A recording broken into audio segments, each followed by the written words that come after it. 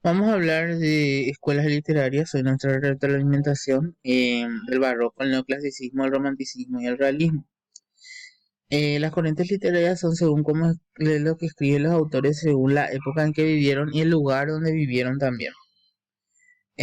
Tenemos, ¿verdad?, el barroco, que el barroco viene inmediatamente después casi del Renacimiento, o sea, después del Renacimiento, donde dice los literatos que la literatura es solamente para la gente culta. Entonces está llena de adornos. Cuando hablamos de adornos en literatura hablamos de figuras literarias, algunas muy incomprensibles, por cierto. Luego viene el neoclasicismo. El neoclasicismo es un mirar de nuevo a los clásicos. Cuando hablamos de clásico hablamos de obras producidas durante la Grecia antigua y la Roma antigua. Obras de literatura y todo otro tipo de obras de arte también, ¿verdad? En base a eso se basaba la literatura del neoclasicismo, tratando de nombrar esos dioses, emular esas obras.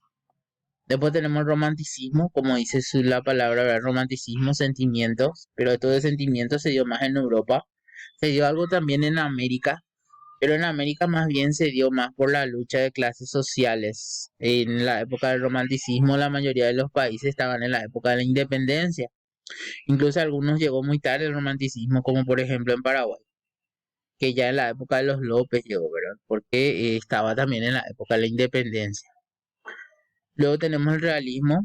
El realismo también es un género literario donde que los autores de la época se dedicaban a pintar la realidad social del país o del lugar donde estaban, así crudamente como lo veía, ya sea describiendo las paredes que se caen, describiendo, por ejemplo, cómo se mueve un cadáver, qué sé yo, cosas así. Eh, lo que vamos a ir viendo, ¿verdad?, son las actividades. Tenemos acá dos textos, uno es de Pablo Neruda y otro es de La Fontaine, una fábula y una pequeña estrofa, un poema. Ver qué tipo de textos son, sabemos, ¿verdad? Cuando hablemos de tipo de texto, hablamos de textos literarios. ¿Qué diferencia hay entre ellos? Ustedes van a poner, ya yo di recién una diferencia. Entonces se conoce a Pablo Neruda y Jean Fontaine, obviamente no lo conocemos en persona, pero han leído sobre él, ¿verdad? De qué época son, qué corrientes literarias pertenecían y a qué escribían, ¿verdad? Luego van a hacer un pequeño resumen de internet, van a anotarme la bibliografía, por lo menos la página web y la fecha que sacaron, sobre barroco, neoclasicismo, romanticismo y realismo.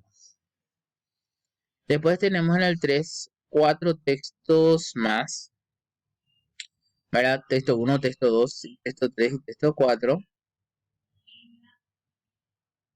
que me van a poner a qué corrientes literarias pertenecen y van a fijarse, ¿verdad?, por el año en que escribieron estos autores. Entonces se van a dar cuenta a qué corriente literaria pertenece. Van a citar las características de eso y van a poner el tema. Por ejemplo, algunos son muy claros, ¿verdad? Por ejemplo, 12 caballeros con dinero sería el tema, sería el poder del dinero. De otros ver, por ejemplo, cuál sería, por ejemplo, el baldío, cuál sería, no es el baldío exactamente su tema. Luego hacer un cuadro comparativo de las corrientes literarias en cuanto a características, definiciones y representantes. Entonces ya pueden usar ustedes acá la información que tiene para ustedes el material. Ya sé. Y eso es todo. Esta es la última retroalimentación. A partir del próximo mes ya vamos a estar dando tareas sumativas.